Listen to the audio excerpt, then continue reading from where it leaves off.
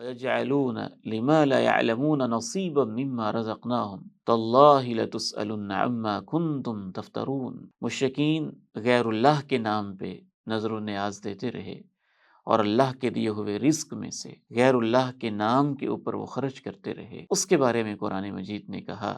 دوسرے نمبر پہ قرآن مجید یہ بھی بتاتا ہے کہ فرشتوں کے بارے میں جو انہوں نے غلط عقائد بنا رکھے تھے کفار اور مشرکین سے، ان کے بارے میں پوچھا جائے گا۔ وَجَعَلُوا الْمَلَائِكَةَ الَّذِينَ هُمْ عِبَادُ الرَّحْمَنِ إِنَاثًا أَشَهِدُوا خَلْقَهُمْ سَتُكْتَبُ شَهَادَتُهُمْ وَيُسْأَلُونَ، انہوں نے اللہ کے فرشتوں کو جو کہ رب کے بندے ہیں ان کو مؤنث بنا دیا، ان کے بارے میں یہ عقیدہ گھڑ لیا کہ یہ اللہ کی بیٹیاں ہیں۔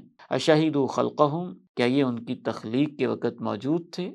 ستکتب شہادتہم ویسألون، ان کی شہادت کو لکھا بھی جائے گا اور ان سے سوال بھی کیا